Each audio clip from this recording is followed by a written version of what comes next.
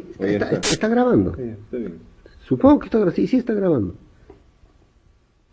Chiaraya mayu patapi cartamoangi cierto chum cartamoaracanqui. Yo lo canto más alto, ¿eh? Hay que cantarlo más alto. Esta es su nota. Loro chai, loro chai, loro chai, loro chai, loro chai, loro. Esta es la primera foto que le obsequió José María a mi madre, con su respectiva dedicatoria, que hice para mi querida hermana Nelly, su esposo y sus hijos, con un abrazo, José María, diciembre de 1957. Y aquí están los 4 hermanos Arguedas, José María, Pedro, Nelly y Aristides, 1965. Aquí está la foto del matrimonio de José María con Sibila en la municipalidad de Miraflores. Son las fotos más importantes. Es todo lo que...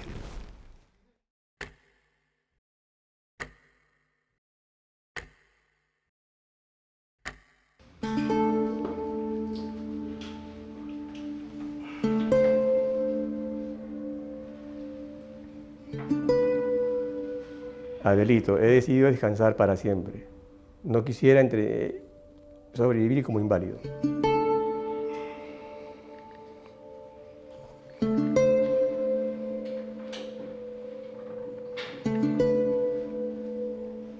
A la altura de Senati, más o menos Sol de Oro, se me ocurre abrir la guantera y veo el arma en la guantera. Y yo saco el arma y comencé a discutir fuertemente con José María. Tenía el arma así en la mano y lo apuntaba a él. Yo perdí los papeles y no el arma se podía disparar. Pues, ¿no? Entonces José María me dijo, flaco, por favor, hijo, guarda el arma. Él salía muy tarde de la universidad, lo cual era cierto. Vivía en Chaclacayo, también era cierto. Me dijo que en la carretera central estaban asaltando mucho y que esa arma la había comprado para su seguridad, pero no para intentar suicidarse o hacer algo que yo ya estaba pensando que él iba a hacer. Y que por favor no le dijera a mi madre. Y yo creí su palabra. Mi madre murió cuando yo tenía 2 años y medio. Mi padre se casó en segundas nupcias con una mujer que tenía 3 hijos. Yo era el menor y como era muy pequeño, me dejó en la casa de mi madrastra, que era dueña de la mitad de un pueblo. Bueno, lo que se sabe es que él sufrió durante más de 40 años de una aguda depresión, de una aguda crisis emocional, que empezó con la muerte de su madre. Pues, ¿no? Definitivamente la pérdida de la madre es un evento traumático en general para cualquier persona. Entonces, cuando muere la madre, el padre solo coge a su hijo mayor y con él se va primero a Andahuaylas y después a San Juan de Lucanas. Y a los demás hijos, a José María, lo manda con su mamá, la señora Teresa Arellano, a Apurímac. Y a Pedrito lo da en adopción a su hermana Amalia de Guillén. Realmente José María no tuvo calor de hogar, pues ese es el problema.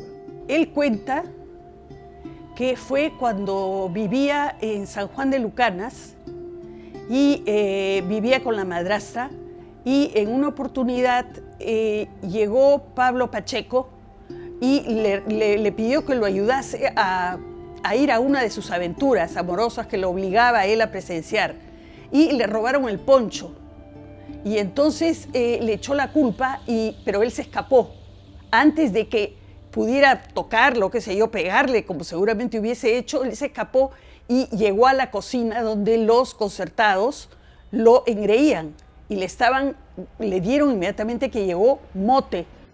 Me quitó el plato de la mano y me lo tiró a la cara y me dijo, no vales ni lo que comes, que es una cosa que se suele decir muy fácilmente.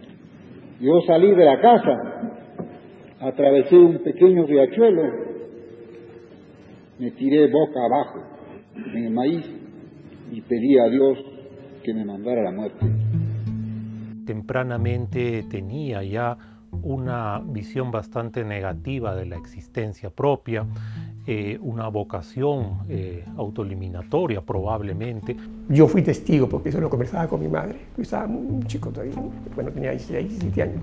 Pero sí le escuché conversar a los dos, a Nelly con José María. Porque mi madre siempre le decía, pero ¿cómo era posible que su hermanastro lo tratara tan mal? Y José María le contestaba, era una bestia. Pero le decía, Nelly, ¿qué puede ser de las bestias? Era malo, le decía. Pablo Pacheco era el hijo de Grimanesa Arangoitia y que eran propietarios de la mayor parte de las tierras y las mejores tierras de San Juan de Lucanas. Este personaje que fue justamente el hermanastro, Pablo Pacheco, va a influir y va a aparecer en muchas de sus obras, ¿no? Como el hacendado, el prepotente, duro, maltratador del indio y sexualmente perverso, ¿no? Que comete actos de violación, de abuso contra las indias, ¿no? Y a todos les cuenta eso, que tuvo que presenciar actos de violaciones a la madre de sus compañeros de juegos, de los escoleros con los que jugaba. Los niños estaban en las habitaciones contiguas, entonces lo obligaba a mirar, tienes que mirar, le decía. Vas a ser hombre y vas a mirar. El mismo José María, en alguno de sus escritos, de sus memorias, dice pues que para él la sexualidad debía ser solamente el premio, una situación de premio y no una cuestión banal, cotidiana. Él interiorizó muy bien los preceptos católicos del no a todo lo que es carnal, a todo lo que es sexual, ¿no? El espíritu es lo que vale, la pureza, el alma es lo que vale. La carne corrompe y te tira para el suelo. Cuando uno lee las obras de José María Arguedas, encuentra pues una sexualidad que está teñida de situaciones macabras, duras, difíciles. No es una sexualidad feliz, una sexualidad positiva, ¿no? Por ejemplo, en la obra Los ríos profundos, vemos pues cómo un grupo de alumnos del colegio abusaban de la OPA, ¿no? Que era una persona con una deficiencia mental. Y estas escenas de abusos, de violaciones, son frecuentes en la narrativa arguediana, ¿no? Yo soy hechura de mi madrastra, y como a mí me tenía tanto desprecio y tanto rencor como a los indios, decidió que yo debía vivir con ellos en la cocina. Soy hechura del sufrimiento, soy hechura de mi madrastra. Ella creyó que me hacía daño y efectivamente me hacía daño, arrojándome a la cocina con los concertados, etc. Pero no se dio cuenta que descubrí un mundo que hice mío. Mi cama fue una batea de esas en que se amasa para hacer pan. Se amasa harina para hacer pan, todas la conocemos. Sobre unos pellejos y con una frazada un poco sucia, pero bien abrigadora. Cuando venía el padre a visitar a su hijo, o a sus hijos, porque estaba con mi tío Aristides, Grimanesa, los alistaba a los dos y los subía al comedor principal, porque José María vivía con los indios, y él dormía sobre una batea. Como esto fue revelado por él muchos años después, estamos hablando ya más o menos a la edad de 50 años o más, es probable que el problema emocional, la depresión que padecía, haya teñido melancólicamente sus recuerdos y lo haya llevado a un sesgo.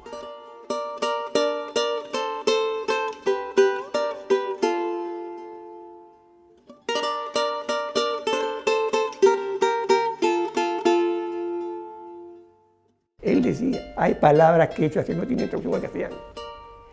Por eso que la mayoría de sus poemas están en quechua. Él comentaba que él sufría mucho para escribir en castellano. Pues lo que él sentía en quechua era diferente. No podía escribir lo mismo, ni expresar lo mismo.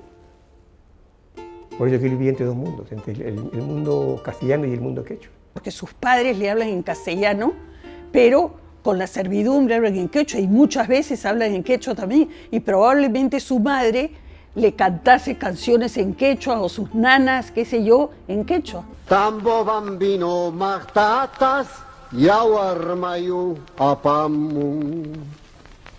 Tambo bambino matatas yawarono apamon. Y yo le escuché decirle a mi madre, siempre le decía, Nelly, es un crimen lo que tú has cometido con tus hijos. ¿Cómo no has podido enseñarles el quechua, que es nuestra lengua materna? José María, antes de morir, le escribe una carta y le dice, ayúdame, hermano, a que no se tergiverse mi vida, los hechos de mi vida. Acuérdate que yo siempre me incliné más a los indios. O sea, José María Arguedas siempre exaltó el hecho de que yo he vivido eso, yo conozco, yo sé cómo es el Ande, yo sé cómo es el indio, yo sé cómo son los mistis, y eso lo plasmo en mi obra, ¿no? Él desde el inicio dijo, mi literatura va a ser testimonial. En eso se valía él para diferenciarse de los acartonados que había leído López Arbújar, García Calderón en Amauta. Entonces él dice, ellos son acartonados porque no conocen. Yo conozco, yo hablo. Y por otro lado, Mariátegui decía que venga el narrador que estamos esperando y ese narrador tiene que ser quechohablante, tiene que venir del Ande. Entonces decía, yo mismo soy. Yawarono sapacun. Falita y wifala, wifala, wifala, wifala, wifala, wifala, wifala, falita y wifala. Por supuesto que se sintió amado por Celia Bustamante, su primera esposa, lo adoraba, vivía para él. Yo la primera vez que lo conocí, me impresionó, ¿por qué? Porque era una mujer muy seria, la vida muy seria, muy adusta y una voz muy ronca, muy autoritaria. Percibía a Celia Bustamante como una figura dominante, posesiva, pero a la vez protectora, ¿no? Una especie de madre. Lo cuidaba y estaba al tanto de él y de su salud, ¿no? Un montón de sus amigos en esos trances, en esa época de Arguedas, le decían, hermano, pero date cuenta lo que vas a hacer, no cometas una locura. Entonces él dijo, sí, la voy a cometer. Eso es lo que yo busco, eso es lo que quiero. Y de verdad, él quería cambiar. Él pensaba que cambiando radicalmente la forma como hasta entonces había vivido, incluso había vivido el amor, podía dar un nuevo rumbo a su creatividad y que apareciera nuevamente esas ganas que a veces se le iban de trabajar y de trabajar bien. Buscaba a una mujer perfecta, a una mujer virgen, a una mujer que era pureza y que eso no existía. Y que entonces nadie, ninguna persona, ningún ser humano podía acercarse al ideal que él concebía. Sin embargo, cuando conoce a Sibila, que era todo lo contrario a ese prototipo y a ese ideal, se queda fascinado con ella, con su libertad y con su forma de ser.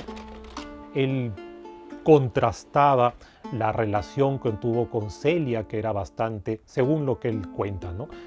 Bastante apegada, bastante dominante y sobreprotectora, con la relación más bien desapegada, independiente de Sibila, que era pues bastante menor que él. O sea que Celia era una mujer también excepcional, ¿no?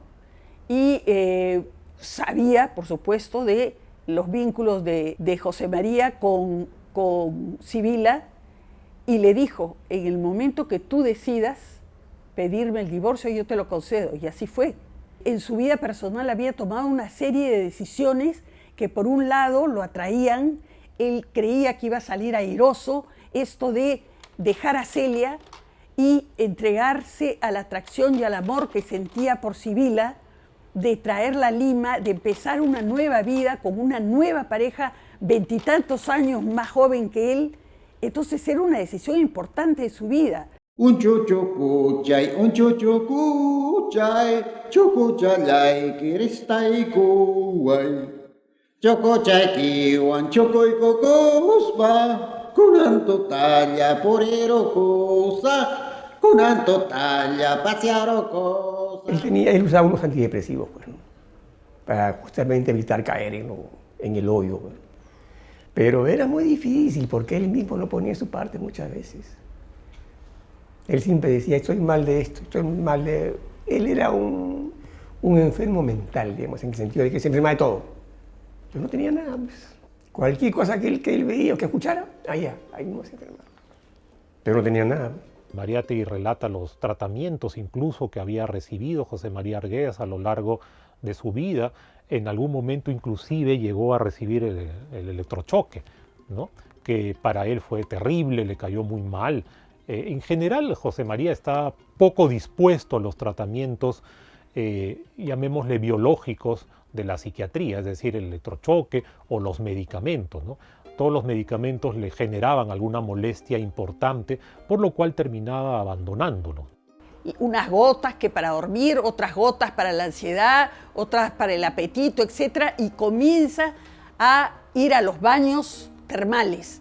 Él empieza a darle más importancia a sus vivencias tempranas cuando empieza también a acudir a una terapia psicoanalítica, ¿no? Particularmente con la profesional Lola Hoffman, chilena-lituana, que le daba atención en Santiago, ¿no? Él viajaba hasta Santiago para recibir las atenciones.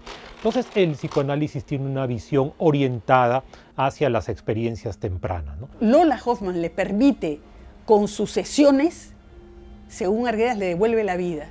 Termina de escribir Todas las sangres, termina su tesis de las comunidades del Mantaro y termina su trabajo sobre las comunidades de España y del Perú. Todo eso le permite hacer Lola Hoffman simplemente con los consejos que le daba. Por aquel entonces escribe Amor, Mundo y otros cuentos, ¿no? Y cito repetidamente esta obra porque de alguna forma era la recomendación de su terapeuta que él plasmara, que él describiera sus vivencias traumáticas infantiles en su obra, ¿no? Se pretendió por lo menos que el exorcizar sus demonios podría ayudarlo a superar la depresión. Bueno, aparentemente no pudo impedir el desenlace fatal. En alguna oportunidad hablé con la misma hermana Nelly Arguedas y ella decía que su hermano no era una persona triste, era una persona alegre. Y sí, pues puede ser alegre, porque las personas alegres también se pueden deprimir. Porque sus amigos dicen que podía estar un día tranquilo y al poco rato caía al hueco. La misma Sibila lo cuenta, y de ahí no había quien lo sacase. Era muy difícil. Entonces, bueno, hubiese podido tener estabilidad emocional, quién sabe, pero no sé si hubiese producido la obra que ha producido, ¿no? Que nos ha dejado.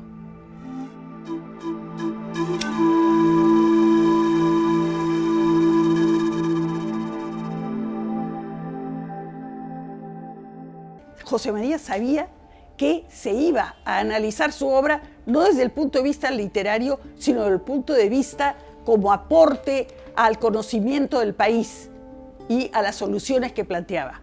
Y entonces asiste, y cuál va a ser su decepción, que comienzan a atacarlo, a bombardearlo, a decirle que la obra no vale, que no es un documento sociológico porque no expresa la realidad, que esa sierra que él presenta en su novela ya no existe, que las relaciones sociales han cambiado en ese momento, que ahora no hay que hablar tanto de la comunidad, sino del campesinado, que ya esas relaciones serviles de producción no se dan, que ya los campesinos son asalariados, etc. Esta noche vamos a poner en ejercicio estas tres maneras o estas tres formas de opinar sobre un texto literario que es Todas las sangres.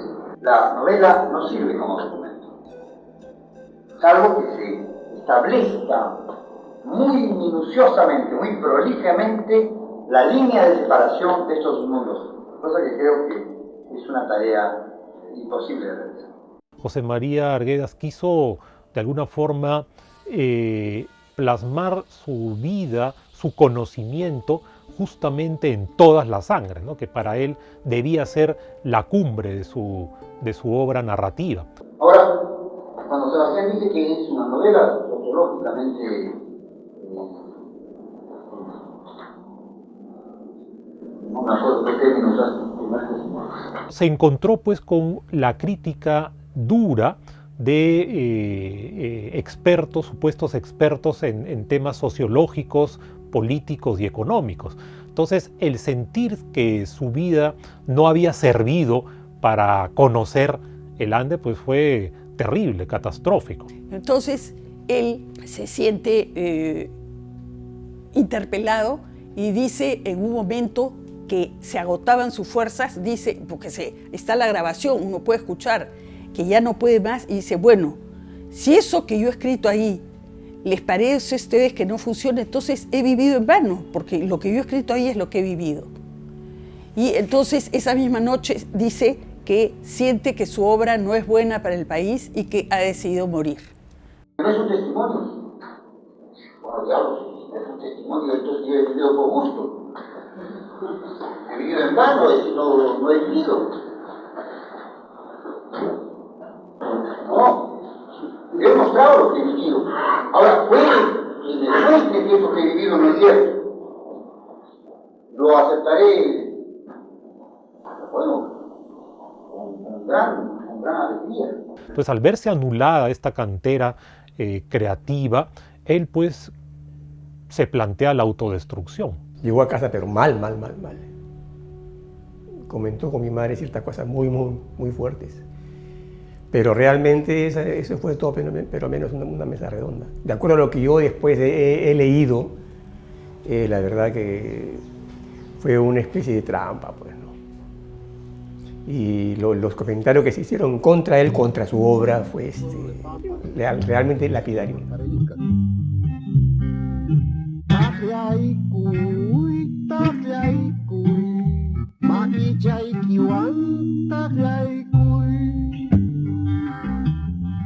Lo más claro es el zorro de arriba y el zorro de abajo, porque él ahí hace un recuento de la angustia que siente en ese momento y va para atrás. Cuenta desde que era niño, en qué momentos es que había sentido esta cercanía de la muerte, como la mosca amarilla que viene a posarse sobre los cadáveres y le zumba y que le anuncia que también va a morir, etc. En lo particular, a mí siempre me decía, flaco, estoy fregado. Cuando me decía eso, como realmente estaba con toda la depresión. Y yo le decía, pero ¿por qué estás fregado? No, me decía, flaco, son cosas de la vida, ¿no? Y algún día sabrás. Y así me decía, estoy fregado. Su palabra era esa, estoy fregado. Cuando él decía, estoy fregado, es porque estaba mal. Pero realmente yo lo vi el día martes, que fue la última vez que lo vi. El día viernes fue que intentó eso, suicidio. Manejó muy bien la situación. Nos engañó a todos. Ni mi madre, que era la más allegada a él, se dio cuenta. Entre 27 y 28 escribió las cartas, porque escribió varias, pero la mayoría las hizo el día 28, en La Molina, en la Universidad Agraria. Inclusive esperó a que todos los alumnos se fueran. Y se quedó con su amigo Alfredo Torero, que eran muy amigos, estaban conversando, dialogando. Entonces, en un momento, José María le dice a Alfredo, Alfredo, por favor, mañana me entregas esas cartas. Y Alfredo se dio cuenta. Allá José María se las agarró. Se fue Alfredo, serían como las 5:30 de la tarde aproximadamente. Entonces quedó sola en la universidad. Se fue a los baños de la Facultad de Sociales y ahí se disparó. Cuando uno tiene una de esas decisiones, el suicida busca eso como solución, como el fin, la paz ansiada durante tanto tiempo, el fin del martirio. José María Arguedas, en su discurso de agradecimiento, resaltó su condición peruanista que lo ha guiado en todos los actos de su vida. Soy un peruano, dijo, que orgullosamente habla en cristiano y en indio, en español y en quechua. Expresó que considera al Perú como una fuente infinita para la creación. Tocaron el timbre en forma incesante, pero así desesperadamente. Y mi madre lo primero que hizo fue, mi hermano. Algo le pasaba a mi hermano. Mi madre abrió la puerta y estaba el empleado de la Universidad Agraria. Pero simplemente no dice, señoras, le digo, perdón, señor Nelly le dijo, sí, mi hermano ha sufrido un accidente, pero no dijo qué, ni cómo, nada. Se encuentra grave en este momento en el hospital del empleado. Fue todo lo que dijo. Y de hecho, cuando falleció José María Arguedas, Francisco Igartua titula un artículo diciendo se fue muriendo de Perú, ¿no? Y esto es algo no solo metafórico, sino bastante realista, ¿no? La realidad peruana, o mejor dicho, la vida de Arguedas, está indesligable, es indesligable de la realidad nacional que le tocó vivir. Pero el que lo recordara tal cual fue siempre, ¿no? Sin más ni menos, el José María Arguedas Altamirano, que fue, es y será.